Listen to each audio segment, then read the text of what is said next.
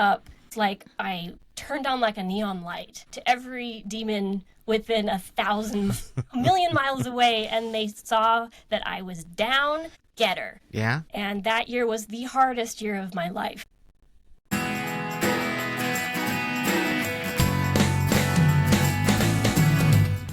Hope is important, but it has to be paired with faith and love for it to be an effective force for change, because if it's just hope, it's just not enough. And people will tend to lose hope after a time. It's almost kind of like willpower. There's only so much of it before people will lose hope, if that's all that they're banking on. But their faith or connection to God and their ability to forgive and transcend above their circumstances are not part of the equation. My story and Mike's story is a really good example of that, because of what we went through in our first marriages, where we both hoped. I mean, I hoped from the time I was a little kid that I was going to have an amazing marriage. That was very important to me. I wanted an amazing husband, to have an amazing family, and I would always think about how I was going to do things better than everybody else and when I was married. And it was a very rude awakening for me when I got married. I think I was such a broken human being at that time that I had very little real love to give. It was admiration. You can go down the line of all of the nice qualities that I had. I was kind. I really tried hard to be a good wife and a good mother, but my heart was rock cold. And I didn't know why, and I didn't know how to fix it. And so the connection wasn't there. And so I really believe that we find someone who's energetically vibrating at the same frequency that we are.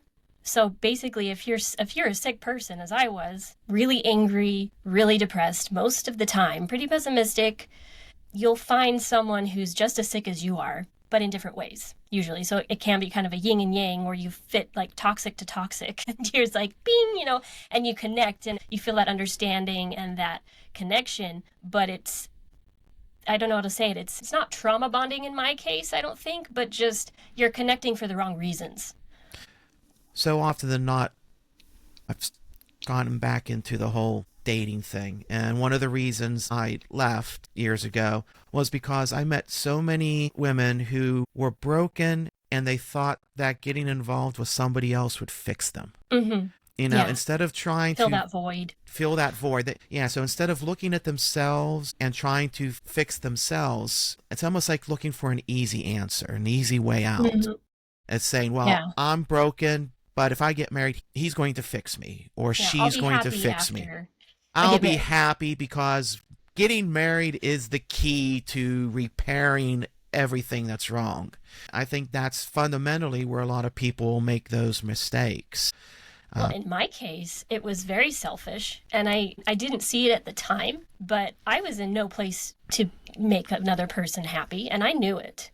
I was kind of a miserable person to be around, but I found someone who asked me to marry them, and I said yes, and I loved him, again, the best that I could at the time, but it wasn't very good. I didn't love very well, and he was about as capable at loving as I was. And so that's not a really good foundation for anybody in any relationship whatsoever. But our first 2 years, we had that honeymoon stage. Those first 2 years are usually pretty easy for most marital couples. It feels good. The next 8 were horrifically hard. And I just kept hoping that things would change. I had lost all hope in overcoming depression. I didn't think it was possible. And so that was off the table. So what I was doing was externally wishing that everything around me would change so that I could be happier, because I didn't believe I could change that part of me. When I realized that I could change that part of me, I came upon that realization, and I talk about that in the podcast number 2, that I could heal myself through diet. And then after that, it was, what else can I do? I wanted to know everything. And I went on this intense journey trying consistently to get better and better and better and better, and just layer upon layer and line upon line. And the hard part of it was that my spouse, who I'd married when I was sick, was not making the same progress that I was. And he didn't seem to have that desire to change as much as I did. And we grew apart. There's no other way to say it.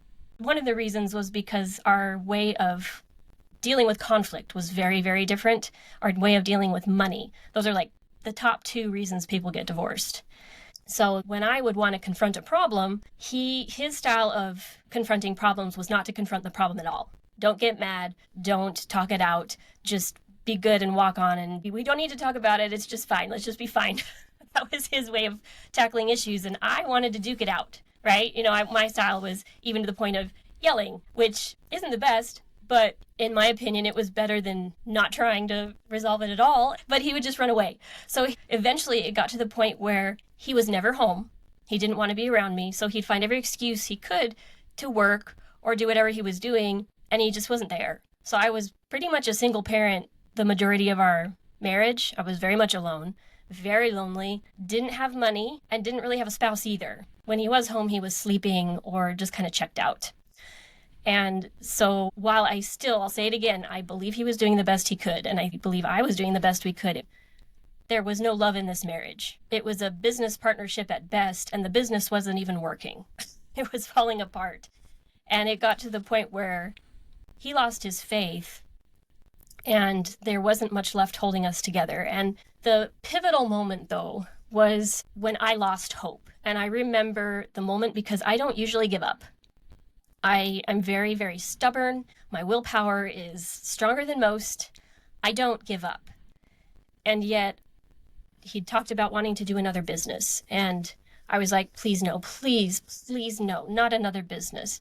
Can you just get a job at a nice gas station? I don't really care at this point. just bring home a consistent income. I'll be happy with that. But he really, really wanted to start this business. And I knew if I didn't let him do it, he would resent me for it for the rest of his life. I just knew I couldn't tell him no. And so we agreed that if he started this business, he promised to do it slowly and to not put any money on the credit card and to do it that way. Keep the job he was doing. He was doing some construction type work at the time, and to build this other business slowly. Well, he got excited and he broke that promise. And I could see he was breaking the promise, and I confronted him about it, and he kind of blew it off like, it's fine, I'll pay off the credit card. I said, if you do not get this paid off, like this month or next, close the business, we got to be done. Like, this is it. I can't do this. I can't do this again. And he agreed. But then that following week, I got a letter in the mail, and it was for a bill that was due from the year before that he'd forgotten about, that he hadn't told me about, because he thought he could pay it off and I'd never know. Mm-hmm. And when I opened that letter and I saw it was for $1,000, which for me was a lot, but in general, okay, most people can handle $1,000, but it wasn't the $1,000. It was the deception and the realization that he'd done this many times, and I realized he's not going to change. And it hit me very physically. I remember breaking. My soul felt like it was dying. I felt like I'd been shot. And I called him up and just cried. And it was not a very good response on my part. I cried and I yelled and I screamed. I was so upset. And that was the moment I gave up. And I decided I'm going to be stuck in this miserable marriage for the rest of my life. And I'm just going to have to endure it and suck it up. And maybe when I'm dead, I'll get rewarded for it. And that was my thought. But in that moment, something changed. And I believe very strongly, knowing what I know now, that when we go through things like that, it was very traumatic. And it opened me up. It was almost like I turned on like a neon light to every demon within a million miles away, and they saw that I was down, get her. Yeah. And that year was the hardest year of my life because I was trying to hold on to this belief that, no, I can't get divorced. I married this man in the temple. I made promises. He's not a bad person. But the temptations that were thrown at me that year were unbelievable. I could not believe the amount of temptation I received. I'd never been tempted in the ways that I was tempted in that year. One man after another. I had never been attractive to men. Not really. I was the depressed one. Nobody really, I wasn't that attractive. And yet, after that event, when I gave up hope, it was like all these men started hitting on me. And the horrible part about it was that I liked it. I liked the attention because I had not gotten any attention from my husband. He wasn't happy with me, for so long. I'm not justifying it in any way. But that's where I was at. I realized I like this attention, and I realized this is dangerous. This is not good. I walked away from a potential affair more than once. I didn't give in, but the emotional affair was definitely part of that year. And the hardest thing I've ever been through to walk away, because I was walking away back to what I felt was a hopeless situation. And what changed my perspective was I was working with a life coach, and we were working on my desire to work on my marriage because I had no desire left. It was like 0.0001 or something like that. And we're like, we got to work on your desire if we're going to get anywhere. I'm like, but I don't want to. And several sessions later, I remember lamenting to her about my hopeless situation. I'm damned if I do. I'm damned if I don't. If I leave, bad Jennifer. If I stay, miserable Jennifer. It's misery everywhere. There's no way out. And she stopped me and she said, Jennifer, you have to believe and know. And this is really important. And so I was like, okay, I'm all ears. She said, you decide right now you're going to be happy. You're going to be happy. You're going to be happy either in a happy marriage that you're going to fix, or you're going to be happy outside of your marriage, either single or married to someone else. And I remember in that moment, the hope coming back, that I felt this glimmer, like I felt the truth of it. Yes, okay. All right. And I just let go of any outcome. And that was the first time I started putting my faith in God, that I can't fix this, but you can. Because before that, it was all, I fix it. I have to fix this. I have to fix this. I didn't think God could fix me. I didn't think God loved me. I mean, I just didn't feel that love of God, even though I knew logically he loves me, but I didn't feel it. And this was the first time that I felt that connection and hope, like, he's got this. He's promised he can heal anything. And so as I moved forward with that hope, that did get me through that year. That one conversation gave me the hope I needed to get through that year. But one of the things I was told before I could leave my husband, I was going to the temple and saying, can I leave now? I'm ready to leave. I want to leave. I feel like I need to go. And I got a very strong no. I was like, but why? I don't want to stay. I want to be free of this. I feel so trapped. I feel like I'm in a prison in this marriage. I can't do it anymore. And I got the very strong impression that it was a voice to my mind. You have to learn something first. And I go, what? What do I need to learn? Anything. I'll do anything. And then I heard, you have to learn to love him. Oh no. My heart just sank, because I was like, I don't know how to do that. I had so much resentment by this time. And I was like, okay, well, you're going to have to show me how, because I don't know how I'm going to do it. And I can sincerely tell you that I learned to be happy in a miserable situation those last few months before I felt I had been given permission to go. But I also felt this strange love for my spouse I'd never felt before. Not that I should stay, but that this was a child of God who had hurt terribly through a lot of actions on my own part, things I'd said, things I'd done, the way I treated him, and it wasn't all his fault. And I felt this godlike love for him, that this is a good person who deserves so much more than I'm giving him. And I want him to move on and find someone else who can give him all the things that he wants and needs. He can't get what he needs from me. And vice versa. We were going to keep pulling each other down. And I realized that if I didn't leave, it was going to literally ruin everything, both of our life paths, and that it had to end. And that's probably strange for some people to hear. I'm not condoning divorce. But in my situation, I feel that I was given permission to leave. And that was actually the thing God was telling me to do. After all this time of saying, no, I can't do that, I can't do that, I can't do that, that was actually the answer in the end, once I learned what I needed to learn. So it was rather odd. The next few years were pretty, good and not so good. I felt a sense of freedom, learning more of what I did and didn't want. I was definitely coming off marriage and rebound mode, dated a lot of different people, married another very quickly, and it ended very quickly. It was tragic and really hurt my confidence in ways that I wasn't prepared for. But then again, it forced me to connect to God again. I chose my first husband. I think I chose my second one. What I wanted, what I thought I should have. While I did feel the sense of, yes, okay, go ahead and marry them, I don't even think I gave God the chance to pick for me. I just didn't. I made the choice, and he said, it's a decent choice for where you're at right now. Go ahead. You'll learn what you need to learn through this one. Oh, yeah. Life is a series of experiences, and the more you go through, the more you learn. And oftentimes, you learn by mistakes. If you're not making mistakes, you're not learning.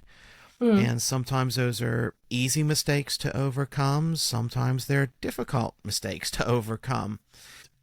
I think we all go through that. I know I did too. There was a period of my life when I thought I didn't need God. I could do everything myself. I could depend on myself. And then it wasn't until I was completely broken that I started trusting God and really listening to what he had to say. It's that broken heart, that cold heart I was talking about. That's what it took for me, was breaking my heart over and over again and allowing God to put it back together. And that's a key too, especially for people that are having difficulty with hoping again, is to realize that some of the strongest material is made when you break it and then reforge it. And you break it and reforge it. And you get very strong results from such a thing. Do you have a question, Mike? Or comment? Hope's crafted, and it transforms into manifestation. The right frequency of hope comes through the Savior and our Lord.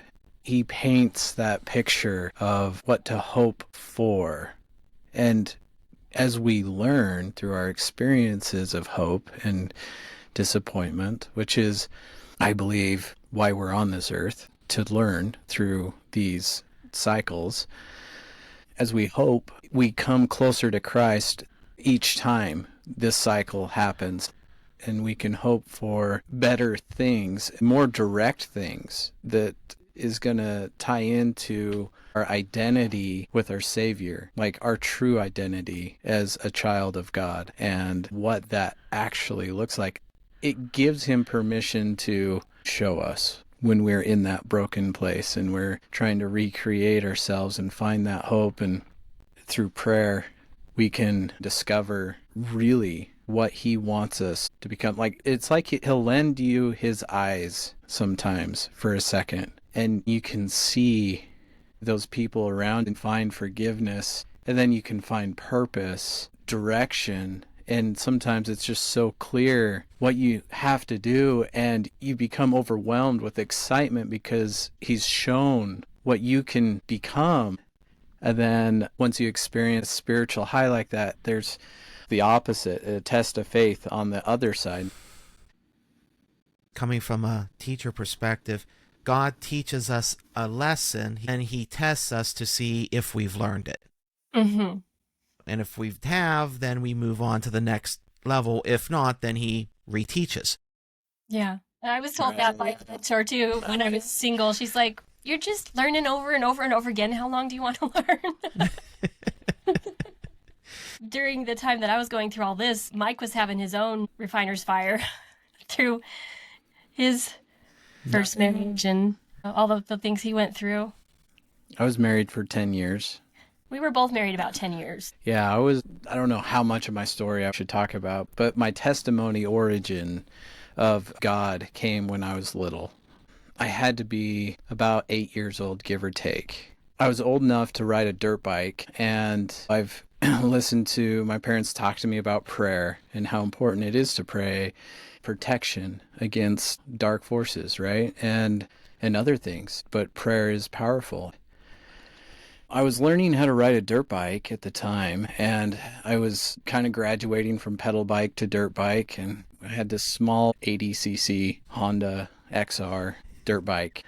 As I got more confident riding this bike and got further and further away from home, at one point in time, it was evening hours, and I was probably about 10 miles from home, a little bit further than I should have been, and I didn't let anybody know where I was at. This was before cell phones or anything. Keep in mind, I was raised in a farming community, and there wasn't a lot around. There's lots of mountains around where I lived, and I was in this canyon, and I had this chain come off.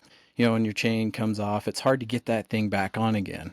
And being young, the dirt bike chain was a little bit bigger and thicker than a pedal bike chain, and I was having difficulty trying to get it to click back onto the sprocket.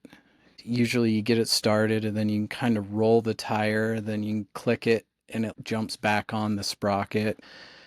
I fought with it for what seemed like forever, and I was getting concerned because it was evening. Sun was starting to go down. But I kneeled down on this dirt road and I said a prayer. I asked Heavenly Father for help. And after that prayer, I opened my eyes and the chain was on the sprocket. There wasn't a single noise in that process. It didn't like click back on. It was just on the sprocket. At the time, I was like really excited that I could go home now. And I jumped on and went when everything was fine. But when the gravity of that kind of soaked in, especially through the years of how powerful prayer is and faith and hope. But this experience was the beginning of my testimony and relationship with God. I've had a lot of miracles in my life, a lot of things happen, but it stuck with me, and it still does. A keystone moment. And then as I got older, I got married. I felt good about choosing my wife at the time. I prayed about it. I don't think it was ever a wrong choice. I think the choice we made was based on where we were at the time, and God knew that we would learn what we needed to learn by moving forward where we were at. If we were to wait, we just would never learn. And when I got married, I never thought about getting divorced ever. I thought, I would be with this person the rest of my life. But the interesting part is how we can grow apart, and not only that, how agency can affect the other people in our lives, and not only that, the things that we choose to feed upon with our minds literally can change who you are. And over time, if you're not paying attention as a couple, like some people are scared about getting married because they've heard of people getting divorced. But this is the point of hope and faith and prayer, because if you're both on that same page, it's never going to be an issue. Like divorce will never be an issue for you if you're both subscribing to that. I believe that wholeheartedly. As in hope, faith, and love. I think both of us in our first marriages were just banking on hope and maybe a tiny bit of faith. Hoping, and there's so many expectations associated with it too, like certain outcomes. And when those expectations don't happen, then you're sad and then you get angry at the other person. Anyway, my ex at the time. I was just going to ask, often I have heard that one of the keys to a strong, successful marriage is God at the core. Oh, yeah. Do you see that now that maybe wasn't strong at the core at the time with the other marriages, or? Yes, for me, absolutely 100%. I thought I was marrying someone with a solid testimony. I thought I had a pretty solid testimony, but it was more ritualistic, I think, than anything else. I really wasn't connecting to God, and I would occasionally, but it wasn't consistent. And God really wasn't at the center of it. And it was hard also as I started healing and connecting to God more, that became the biggest issue of them all. I think if we had both anchored ourselves in Christ and God, that we could have handled anything. And years after getting divorced, my center was still off. I was still looking for partners who would turn me on or were really attractive or had some of the things on my list. I really wanted a spouse who I was attracted to. That was on the top of my list.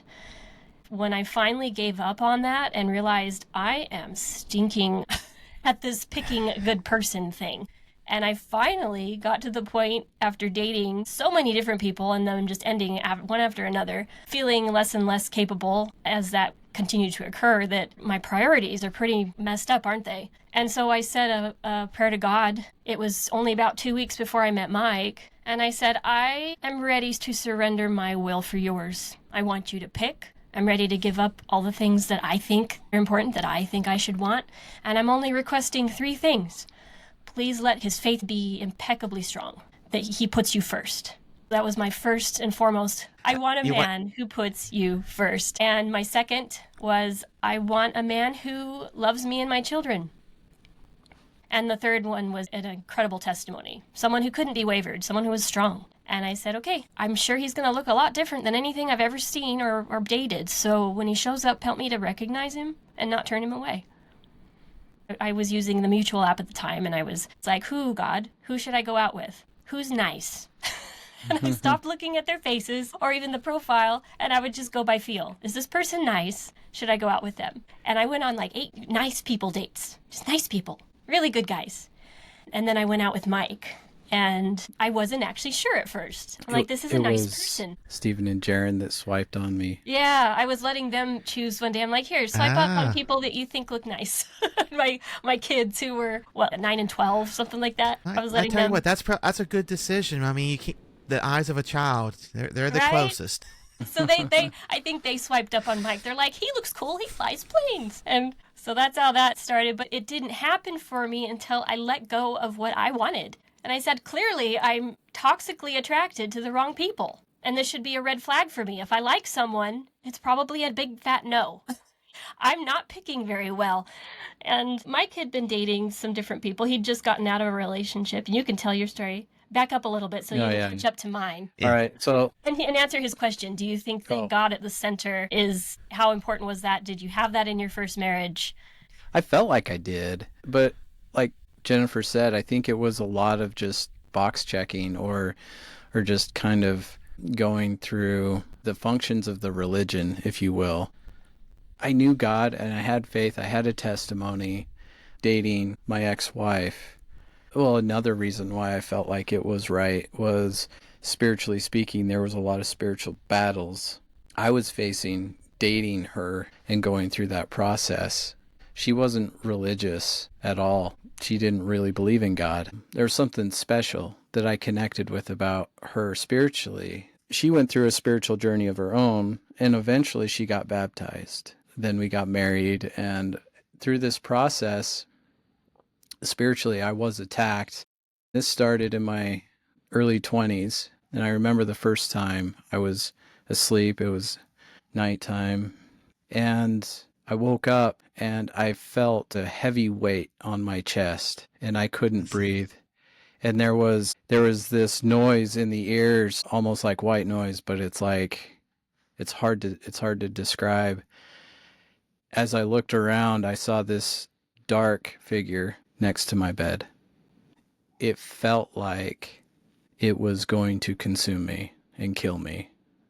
It would happen in the moments of sleep as I would transition from kind of an unconscious mind to a conscious mind. And as I was seeing this, I was like, no, this can't happen. I have power over you.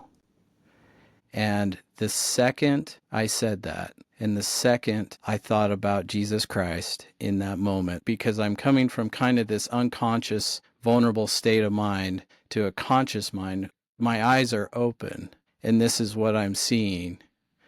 The second that happens, it's gone. This happened to me several times since then.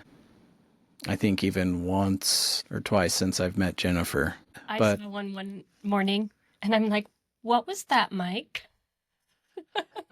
Are you okay? Yeah. Yeah. As soon as you started describing, I know someone who experienced that, and I've also heard many stories of those type of attacks on people. So that's pretty common, believe it or not. The closer you get to God, what happens is at that moment, Satan expects you to give into the fear. And the moment you give into that fear, you create the opening which he takes advantage of. But the fact that you did not give into the fear, the fact that you immediately went to Jesus, that scares him away. So he takes off.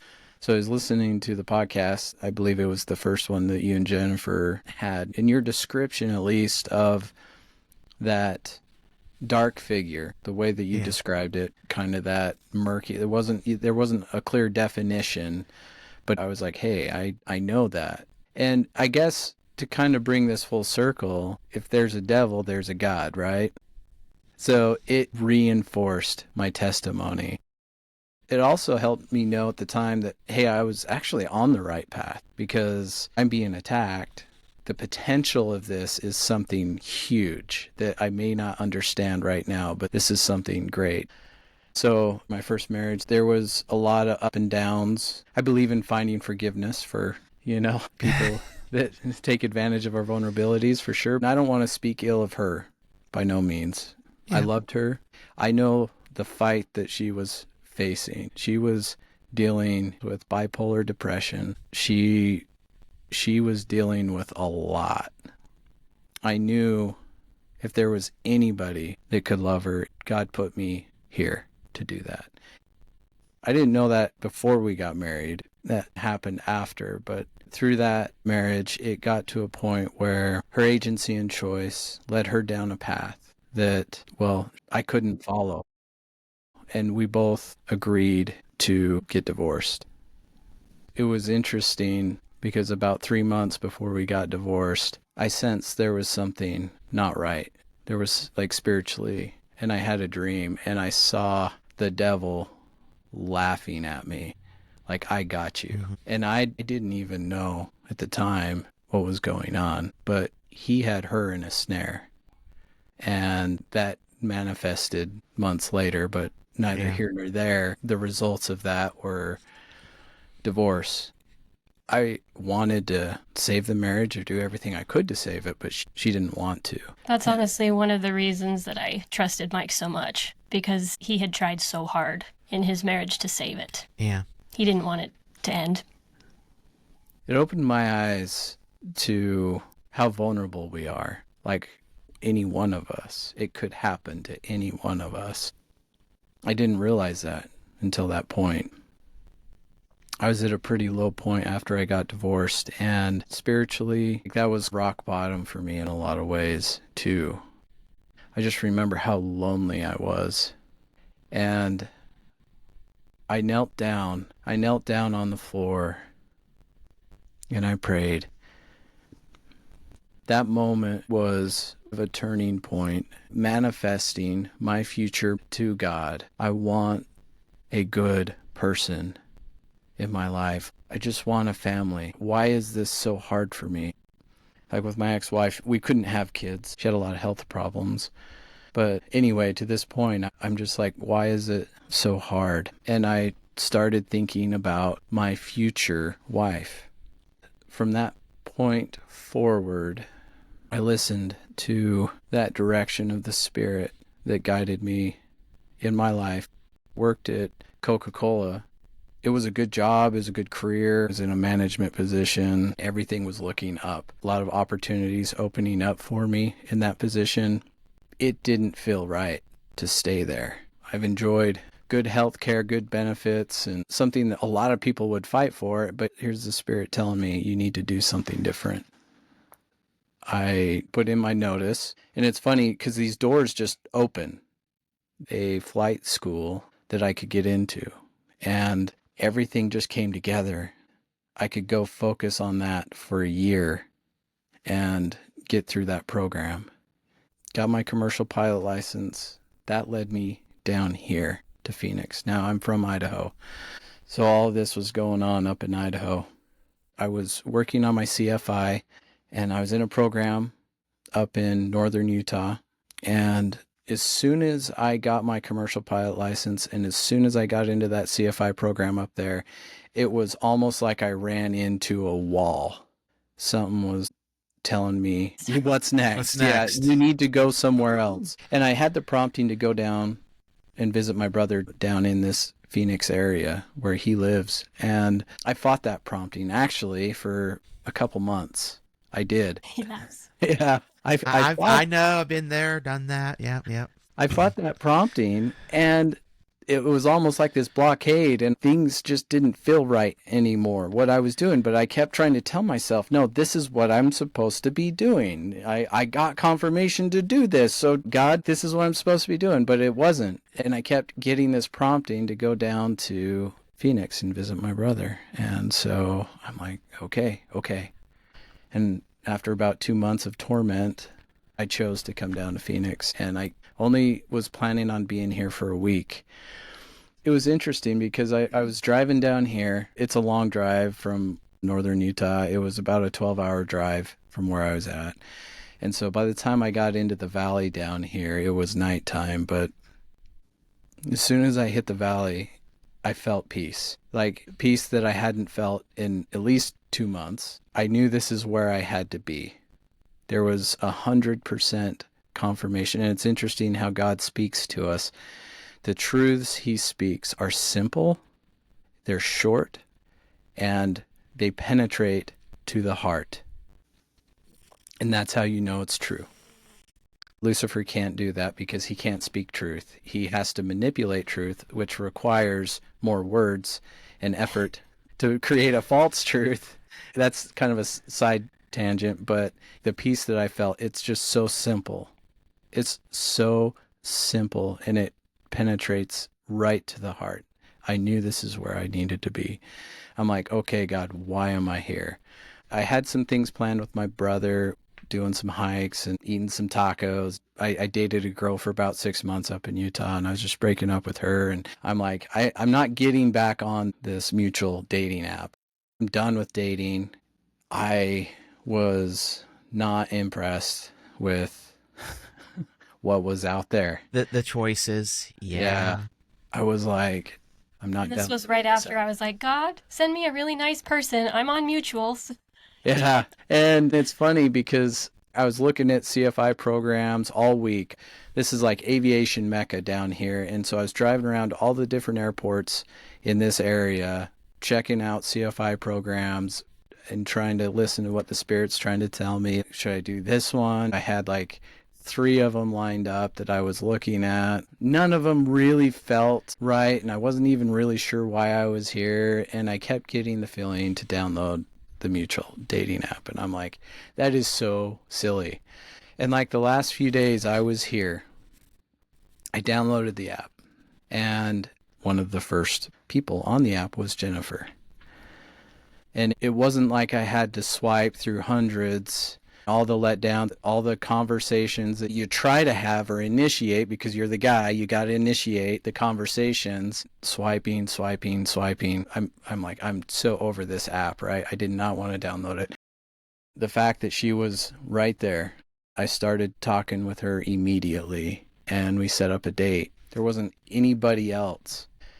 God's like, open your phone. There she is. And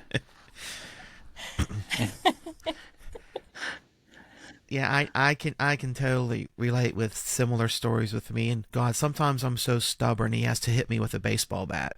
You know, he has to smack me before I realize that he's trying to tell me something. Just because I'm stubborn and I'll hem and I'll haw. I listen to myself too much. I just make a wreck of things. I'm like the wrecking ball, and he's like, "You ready to stop? I can make it easier for you." I know. But that essentially catches us up. I was here for a week, but I ended up staying, and I've been here for 5 years now. Long story short.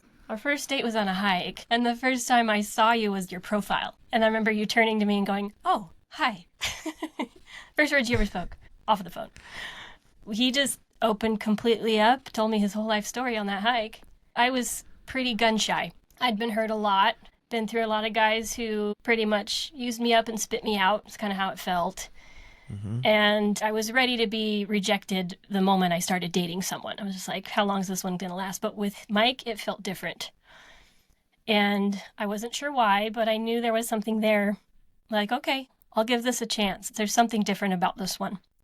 Again, I wasn't 100% sure because he was so different from anyone else I'd ever dated. And it didn't take very long, I think 3 weeks. We had both had the discussion, we should date for a year. We both got married way too fast. Let's learn from this mistake and date longer and make sure we really know each other before we get married. And 2.5 maybe weeks later, Mike's going, actually, I think I'm ready to marry you. And I'm like, what? Wait, what? My family's going to kill me. Like, if they find out I did this again, I don't, And he goes, will you go to the temple and pray about this? Well, I couldn't turn that down. So I said, okay, I'll go to the temple. I'll pray about it.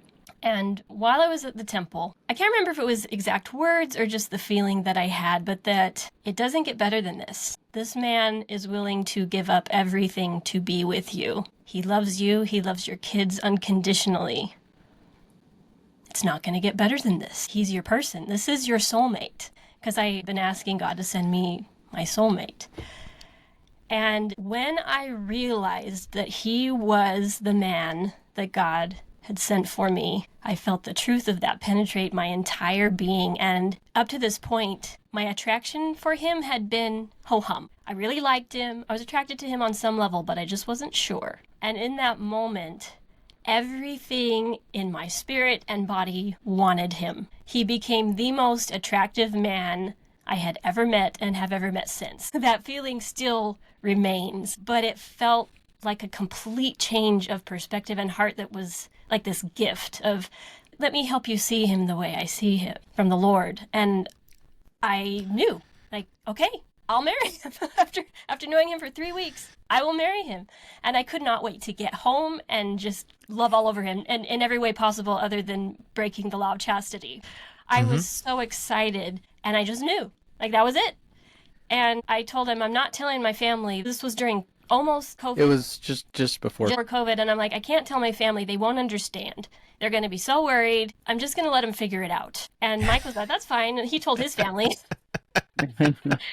Which, surprisingly, they trusted him, like, after 3 weeks, really, but they completely were on board. They were excited, too, which was cool. I was not in a rush, either. I believed in dating somebody for a long time before getting married to him, for sure. I wasn't really looking for another relationship, but when I met Jennifer, I knew that she was it. And so for me, this journey, from that moment when I prayed on my living room floor, it was clear to me when I saw her that this was it.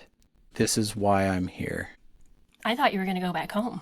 I thought, well, maybe we'll try the long distance thing. He didn't indicate he was going to stay until he just stayed.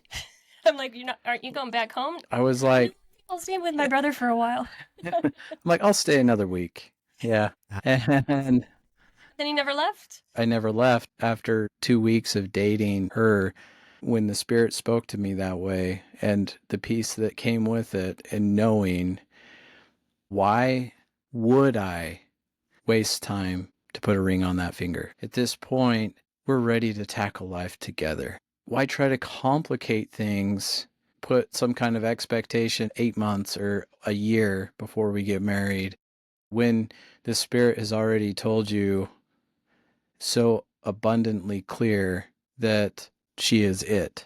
Something else I think that people need to hear too is a lot of people feel like they need to know if they're sexually compatible before they get married. We made the choice we weren't going to do that. And I think both of us were a little nervous because we'd both been rejected on that level quite a bit, that we couldn't make the other person pleased or happy in that regard. And again, when we were finally willing to let God choose for us, that part of the marriage was so much better than I ever could have possibly known or imagined. And we had never tried it beforehand. So I just think that that's an important piece, that when you let God choose for you, he knows it all. He really does.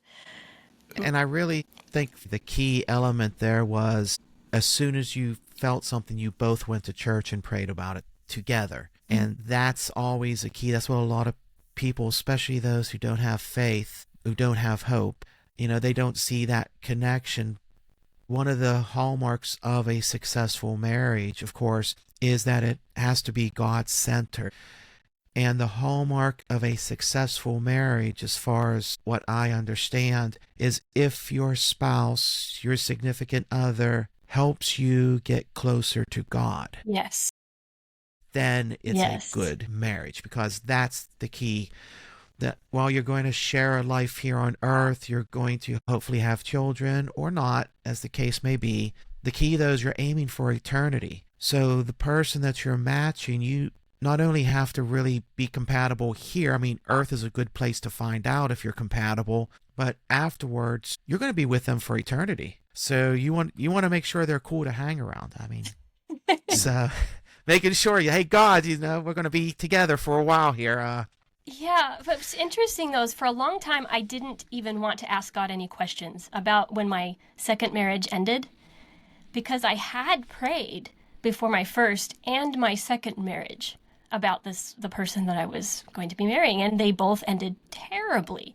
So I was really confused. But I think the difference was that I had made the decision before I even went and prayed, if that makes sense. Right. Versus saying, God, you choose, help me recognize it when it shows up, and I will receive it, or receive him.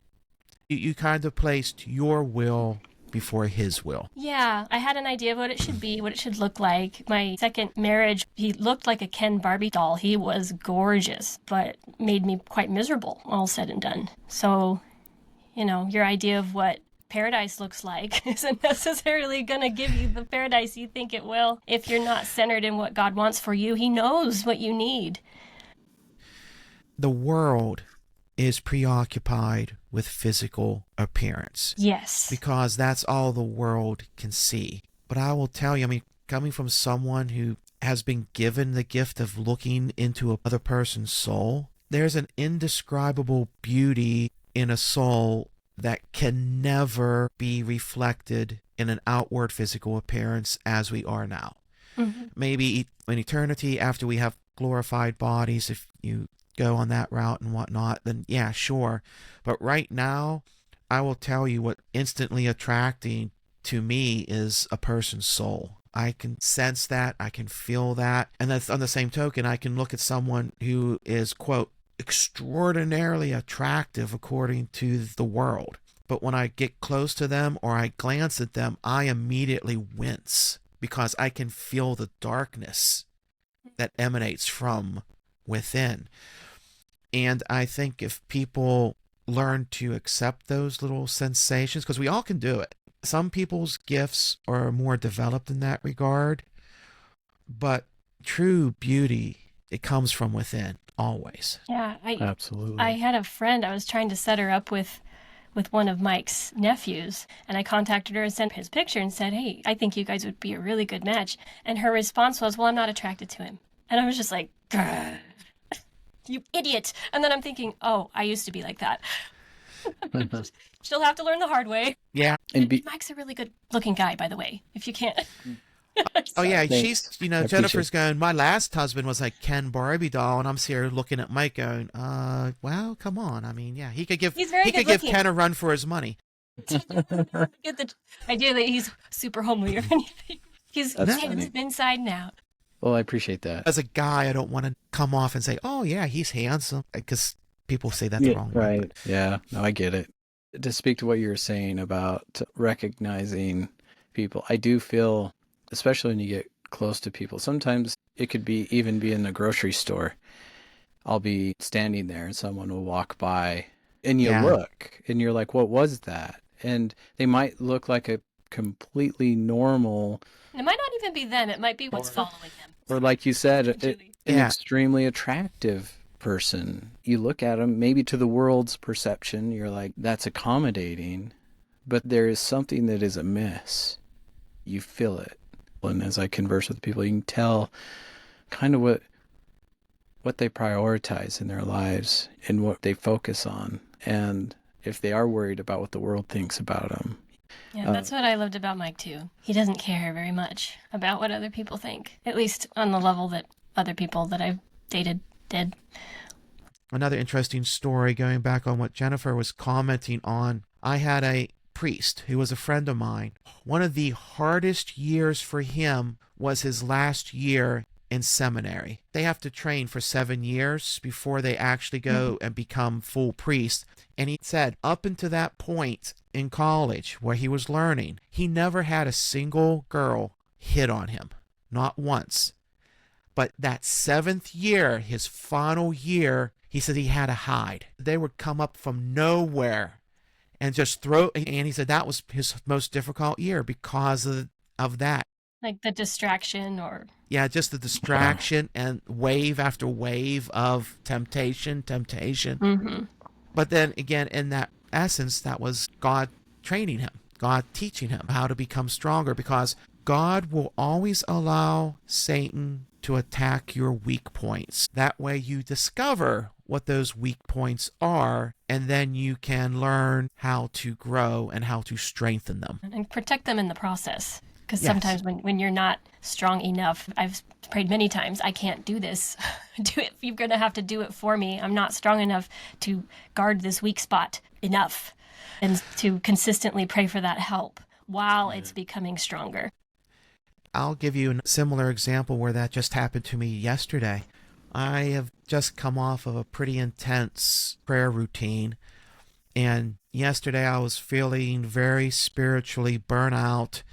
I need to take a break today. I need to pull back because I'm tired. I can't focus on the prayers anymore. I know how I get. You get the high, you get the low, and I was definitely coming off that high, about to crash down into the low. So I told God, tonight I'm going to take it easy. I'm not going to do all the prayers. I'm just going to do this one simple prayer. Then I'm going to go to bed. Then I'm going to relax. So I decided to watch this channel, and there's a discussion about whether or not this certain individual did a satanic performance live on TV. And this person decided to talk about it yesterday. And I wasn't expecting that. And they're like, oh, here's what they did. You tell me what you think. And they rebroadcast this. Mm-hmm. And as soon as that did that, I was like, you idiot. I literally felt the evil pouring out of the TV and flowing at me. I shut everything off and I'm like, no, not now, not like this. And then I'm sitting there, then all of a sudden, boom, boom, boom, the portal opened. Even it was so brief, but it was big enough that all of a sudden they started coming in on me, and I'm like, oh, great. I was like, all right, God, you got to do this. I can't. So I ended up doing more prayers than what I had originally intended, because I had to shut down all the portals that just got opened. I had to hedge all the attacks, so I didn't go to sleep until almost, darn it, no. So tonight, I'm going to go get some sleep. Tonight, I'm going to try and get some sleep, because this is a good podcast, good people, so I'm not going to get blindsided by that garbage. Normally, it's a good channel, but for whatever reason, it just last night was just timing was worst possible. Well, I have some questions. I got a nice little reading on hope here. Ooh, since this thank is you. The podcast. Please. And the question is, how does inner joy and peace help identify a person who's hopeful? What's your thoughts? That's a deep question. Why don't you answer that first while I think about it? I think you can see people glow. I think you can see light in their eyes. The most devastating part about both of my marriages that ended, and I don't mean to condemn them in any way, it was where they were at, but the light left their eyes and I saw it leave their eyes. And it was like they had spiritually died. Like they were still walking around, but I could see that their eyes no longer had light in them. And it was almost terrifying to me. I was desperate, like, please come back. What have you done? Where are you going? Why is it gone? And it was alarming. I was about to say the same thing. It's always the eyes. The eyes are the mirror to the soul. Mm-hmm. I mean, that's been said so many times, and it's so very true. But you can usually tell if someone still has hope, that inner joy, that inner peace, that inner desire. You can still see the glint of life in their eyes, mm-hmm. no matter the circumstance. It's still there. Mike had light in his eyes. That was the first thing I noticed about him, was he has kind eyes. And that's what I was first attracted to. Yeah. Okay. Any comment, Mike? He likes my Disney eyes. She's got pretty eyes, for sure. I would say for her, it was definitely her spirit. I remember distinctly the first date we went on. I was kind of at awe. Her spirit, she prioritizes spirituality and God in her life far more than any other woman that I've been with or dated. It felt so good to see that, to see where her priority was, but I could see the glow. But she is a rock in Christ, and I could not pass that up with any right mind. I could not pass that up. I would be a fool if I did, right? Of course, yes, absolutely.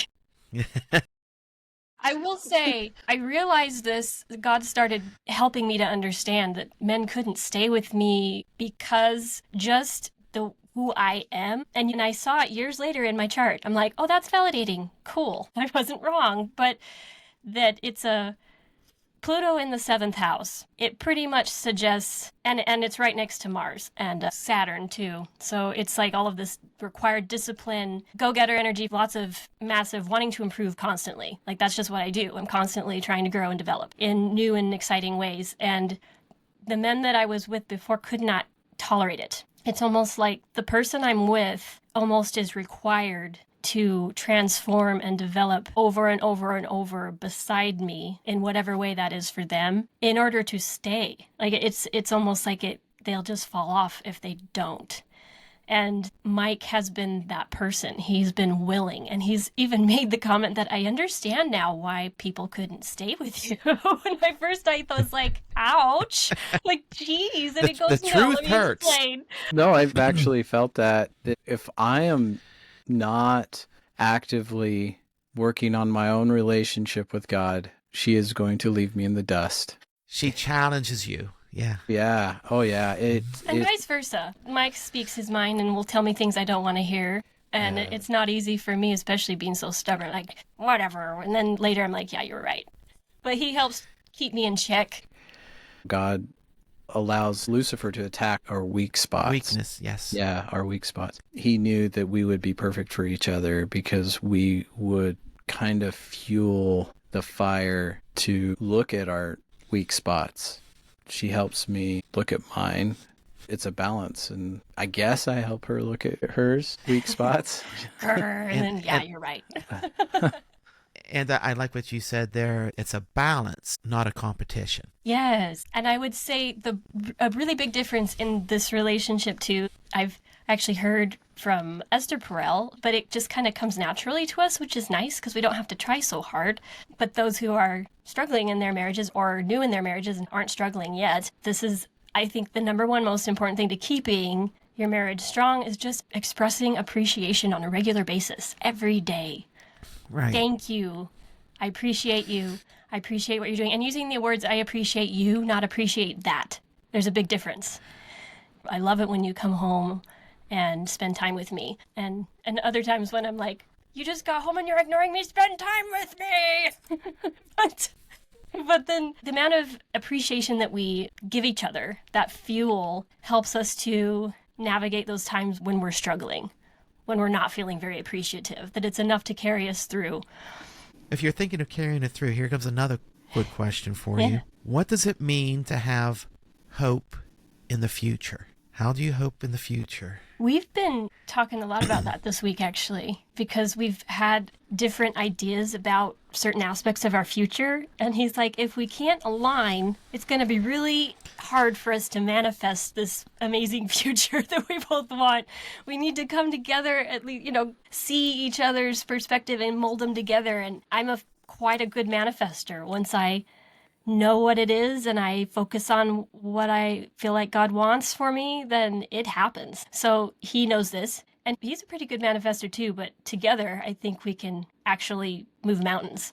So being able to converse and understand and then come together in prayer. I've read that I think it's like a 2% fail rate on marriages if you hold hands and pray every day. 2% fail rate. I mean, that's huge. If you could just pray together and hold hands. We're still working on doing that consistently. But that alone, so I think taking what you want, what he wants, vice versa, and then bringing it to God. What do you want? And then being able to come to that understanding of what that looks like. You can do anything together. Make anything happen. Any thoughts, Mike? Are you good? I would say sometimes we've been hoping for opposite things, maybe going in opposite directions. But yeah, we finally got together and we're like, we got to get on the same page. Otherwise, we're not going to obtain any specific direction in life. Like arguing about whether we should build a guest house in the back someday or what we should do. Yeah, well, yeah, it's the way that we see our life constructing and finances coming together. and her priorities and my priorities. And I'm like, we got to be on the same page with this, because if we're not on the same page, we're not going to... When you're putting energy in opposite directions. Yeah, we're going to be we're going to burn out. That's what it comes down to, is actually consecrating our actions and our resources to God. And that's what we were talking about this week. Our increase, the money we earn, the things that we own, our home, our property, we consecrate this to God. What do you want us to do, and how would you like us to move forward? And this has just kind of been something, actually, the last week or so we've been discovering, bringing to the surface of our conscious mind. We identified that Mike maybe has a little bit of greed and I have a little bit of lust. And so we were working on maybe handing those over to God and letting him make us into something else. Good. Then the next question I had was, how is hope expressed and nourished in your prayer life? But I don't know. I think you guys have come pretty good with that. We do a lot of gratitude prayers, or at least where we just thank. Grateful for this, grateful for that, and we don't ask for anything. And if we have a request, we do it in the form of a gratitude. I'm grateful for this thing I haven't received yet that you're going to bring. Because I feel it in my heart, you know. Well, let me ask you this. You just said, like, I am grateful. Have you noticed that you do more we are grateful as opposed to just I am grateful? You know, as a couple towards God? When we pray together, yeah, we use the words we. I'm going to have to think about it. Do we? Yeah, we do. Yeah. Sometimes I'm dragging Mike out of bed. You didn't pray with me. No, words are important, though, in prayers. They are. We've definitely had ups and downs, times when we were both not very happy with ourselves and each other and had a lot of growing up to do. I mean, you don't come into a marriage like this without baggage, especially after 2 failed on my part and all of the dating and Mike's failed marriage. And I don't know if that I'd call it a total failure. It was a successful experiment that you can learn from when it doesn't work out and look at it that way. And not look at it as a total failure if you learned. Yeah, that's just it. That's what I always try and tell my students. Not that they always believe me, but I say any failure that you can learn from is no longer a failure. It's just another learning experience. Chalk it up and keep moving forward. And don't give up. That's always the key. I think as Catholics, we're in the season of Lent where we really focus on those 40 days. And I always just think the way of the cross. How much suffering he endured, but he still kept going. He never stopped. He never gave up because he knew the goal at the end was worth it. And he never gave up hope. He had what they call perfect hope, I think. Yeah, perfect hope. That's a good way to, yeah. And when it's perfect, faith and love are just part of that equation. They're completely there. It's all there. Yeah. And it can carry you through anything. I had mentioned that I wanted to talk a little bit to the Viktor Frankl Man's Search for Meaning. Oh, yeah. And we could do that. And we don't have to spend a whole ton of time there. Mike hasn't read it yet, but I know you got a copy. I was excited to see that. I'm a little bit into it. But just such a testimony builder of some of the things that stuck out to me in that book was the physical and mental, spiritual things that they had to endure completely blew out of the water any scientific evidence that said that a person could only take this much. You would die after a certain number of days without this much food, or that most people break under certain circumstances, which a lot of people do, but the amount of abuse that they took was not possible by the current standards of that society at the time. They didn't believe that a person could endure that much, and yet they did. There were a lot who died, and he said that actually the best of them did not survive. And the reason for that was because there was a certain quota every day that the Nazis had to kill. And they didn't care who.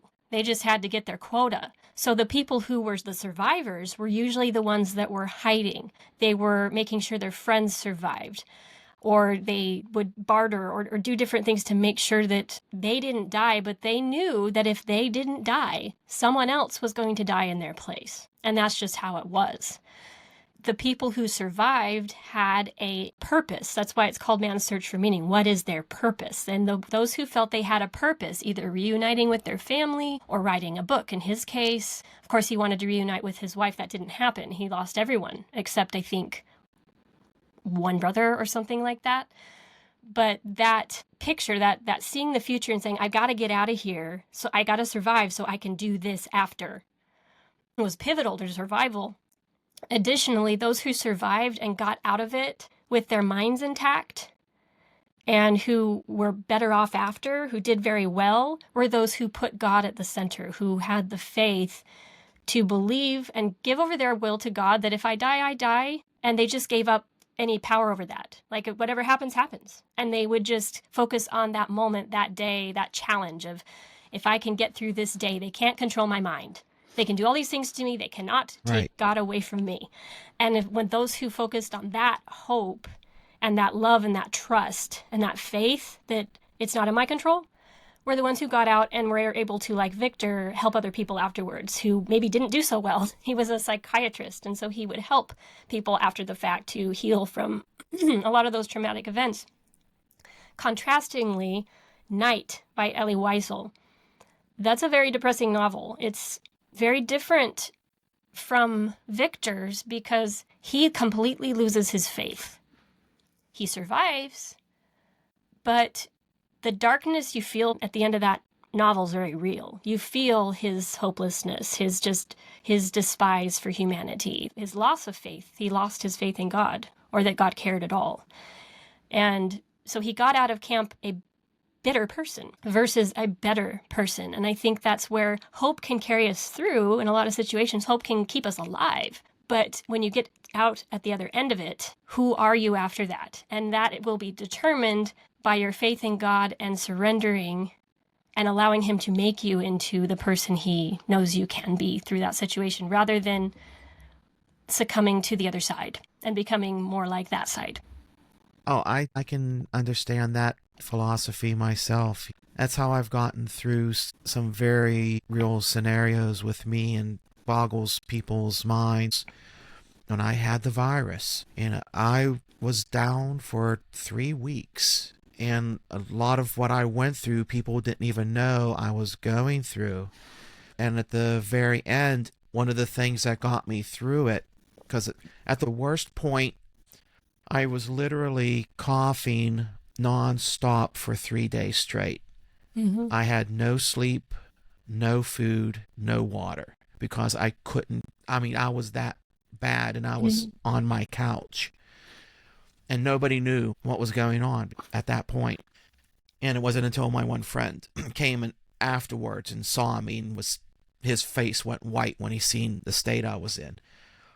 But the one thing that got me through that was I just kept having hope. I'm like, I know where I'm at now. I know what's happening. A year from now, I'm going to be okay, because God's going to put me back together. He's tearing me apart, and there's a reason for that, why he let that happen. But I know he's going to put me back together again, like he always does. As long as I had hope in the promises that he made me, that gave me the strength to continue on and to endure all that sorrow and suffering that I was going through. I think, too, for you, you actually knew God had told you you were going to continue to live. And there's a difference between wishing and knowing. Yeah, interesting side story I can give you from an experience. One time, me and my friend Carl were having a friendly disagreement. When I was telling him, I said, having visions of the future, knowing what's going to happen, and yet being unable to do anything about it is very heart-wrenching and very hard to do. It's like that. This was horrible, hard suffering. Carl came back on me and says, well, not knowing and going in blind, that's suffering, that's hardship, that's trial. And so we had this disagreement that we were going back and forth on. So the one day when we went into the church and we prayed together, we prayed to God and we said, can you solve this for us? Who's right? Who's wrong? leave it to God to do something out of the blue. God loves curveballs. Mm-hmm. He loves the underdog, and he loves to throw curveballs. God swapped our gifts. After we got done praying, we realized something had happened, and we realized at that moment our gifts had swapped. I could no longer see things, understand things. I was totally blind, and now Carl had everything funneling into his head. God left us for about 2 weeks to experience that. At the end of the 2 weeks, we both went back and prayed to God and like, oh my gosh, Carl, I get it. I understand. This is horrible. How do you live like this?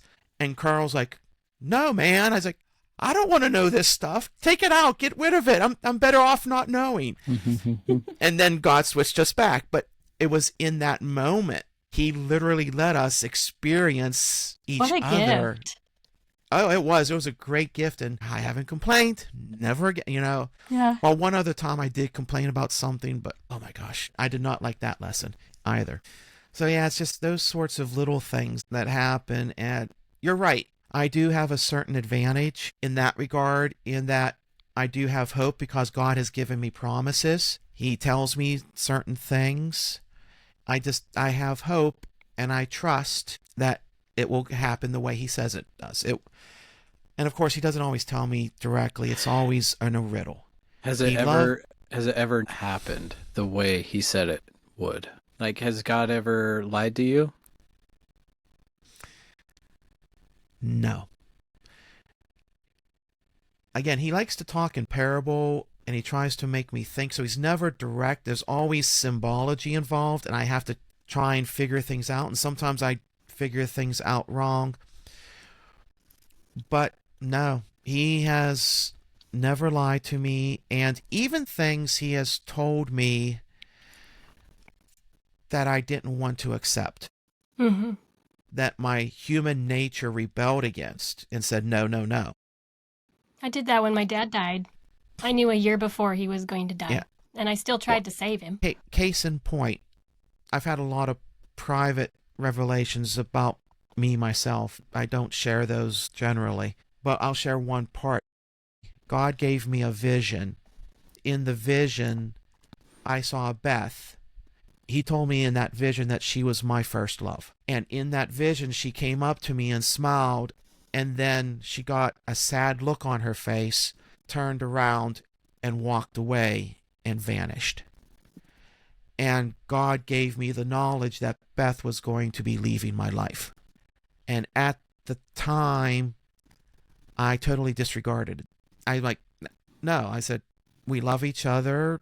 It's great. We're going to get married. We're going to raise a family. How is Beth going to leave my life? It's not going to happen. Yeah. And then within a year, events happened. And she left my life exactly as he said she would. Mm-hmm. I've made the mistake of assuming things would play out a certain way and thinking, oh, it's just going to be like this. And I was so certain. But it ended up looking very different than I thought it would. But it didn't go against what he told me. I just filled in the blanks, and I was wrong. Yeah. Having hope in God is all part of just letting go and getting to the point where you can trust him. Don't get fixated on a certain outcome. And to give you an example, I've restarted my life 3 times, I think now. I did twice in a sideways slide. So after Beth died, I had to restart my life. I was an engineer for 8 years. Then it came a time I had to restart my life again because that job had a falling out. And for 6 months after I had been laid off and everything, I tried to find another job. Nothing was working out. And one of my friends told me, he's like, you used to do corporate training as part of your job. I'm like, yeah. He's like, you like to teach. I'm like, yeah, I do. I really did. He said, did you ever think about changing careers and becoming a teacher? Like just doing a total. And I'm like, okay, so that's what I did. And I explored that option, went to school, got my teaching degree. And then when it came time to do a job, to accept a job, I was up for 2 interviews. The first interview, I went to New York. I was interviewing at the school for the diplomats. So all the diplomats at the United Nations, their children went to a private school, and I was up for a job to teach at that school. That was one of the first job offers I got. So I literally drove to New York, visited, talked with everybody, and I realized that if I accepted that job, I would literally have my thumb on the pulse of world events, because you're talking to the children of the diplomats that are running everything. I had another offer to come to West Virginia. New York, I mean, you want to talk about grand marble floors, beautiful oaken wood. It was a magnificent, beautiful structure. I came to West Virginia where one of my friends was teaching. Our county has an 80% poverty rate, one of the lowest paid counties, and small town, middle of nowhere. And they said, like, after these interviews, like, why don't you just hang around and walk about the school and just tell us what you think? I was just like, this feels where I'm needed. I feel like this is where they don't need me in New York. This little town in the middle of nowhere, I just left it up to God. I said, this feels right. Then I went to a local restaurant, and that's where I met my friend's mom. They ran the restaurant, and it was filled with all this religious, I mean, it was like, oh, wow, cool. And I kind of felt like, all right, I think this is where I need to be. I'll stay here for a few years. I'll stay here for a few years, get my feet wet, and then move on from there. So I stayed at that school for 10 years. Then when I felt that it was time, I got that urge. I'm like, I need to do something else because I'm starting to stagnate. There's not much more for me to do. There's not much more for me to learn. And then a job opened up next county over. Out of nowhere, the teacher was retiring after 30 years, and they needed someone to take that position. So I'm like, okay. I applied. Next thing, you're hired. When can you start? And I've been there for 6 years now. So this is my 6th year. So coming to West Virginia, I was only supposed to be for a few years. Now I'm here for 16. All because and I've learned so much. I've met so many people. It's really interesting. Again, I mentioned how God lets people find each other. Like I said, I found my friend's mom who had a near-death experience. She wrote a book. She's pretty famous. And then I found out all these people were visiting her, coming from all across the country just to talk with her and spend time and learn with her. Next thing I know, she's like, oh yeah, we had a diplomat that came through here on their way to D.C. Or I knew this senator. Little town, middle of nowhere. And yet all these people just come. They just come through here all the time. It's wild. And it's been an experience I never realized I needed. I've learned lessons I didn't even know. And God's taught me so much. And I'm forever thankful for that. And I'm glad I trusted him. You just have to be open and willing that if he says something, you can hem and haw all you want. When I told God, I was like, I don't want that. I don't know if I can do that.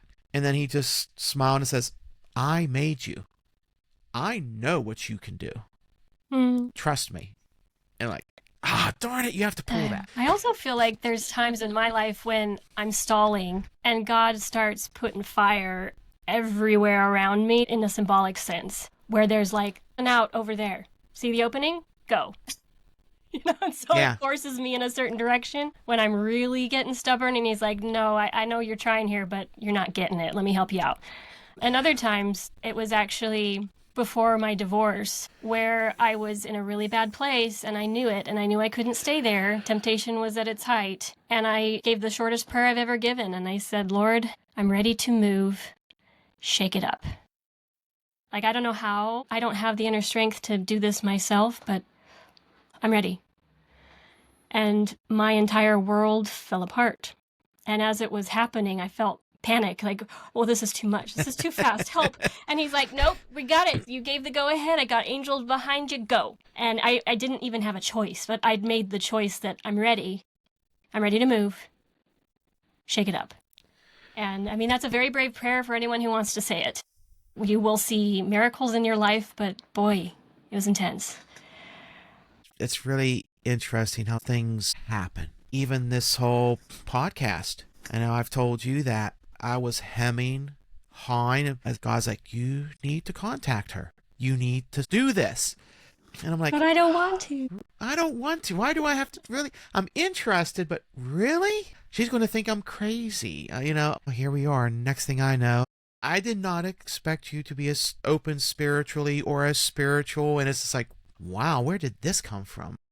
And I want to end with my gratitude for both of you. I'm so grateful for Mike. He's my biggest encourager. He's the one when I've been like, is this worth it? I'm putting so much money and time into this, not making anything, and you're going to have to make more money to pay for my podcast. I could not do this without him. He's been the one who's like, no, I love what you're doing. I think it's important. So what? You get 12 views.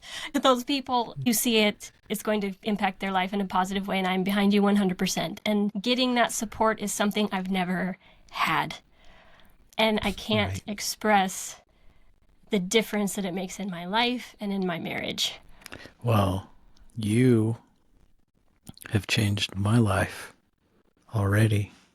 Yeah, he likes my podcast. He's like, do it for me.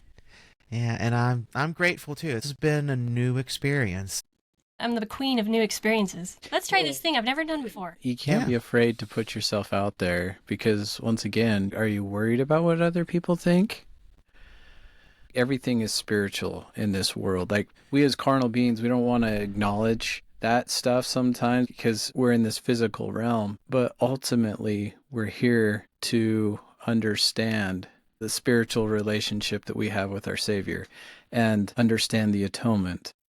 Everything has a spirit.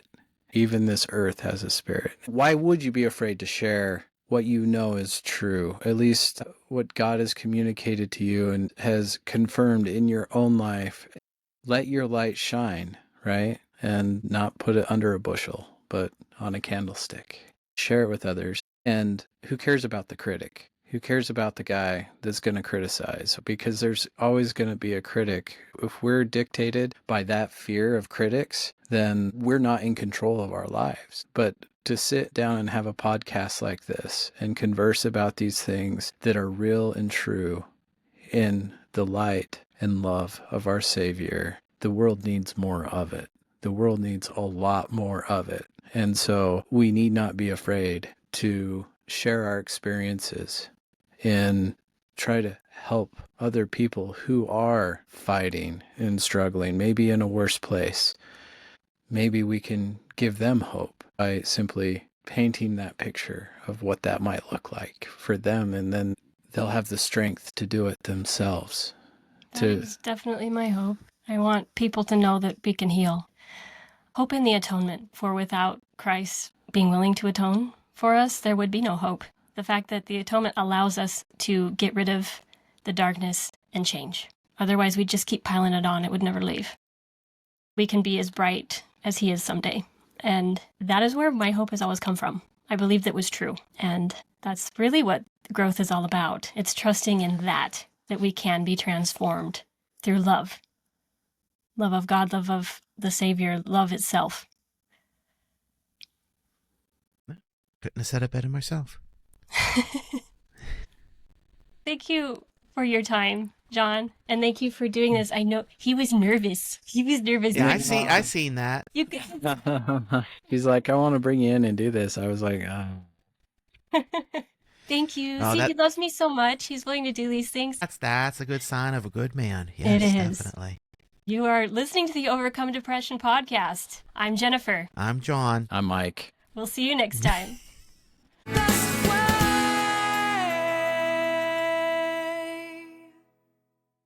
If you are new to this podcast, please go watch all of the hashtag introduction videos first, and then consider downloading the Overcome Depression workbook. Links in the description.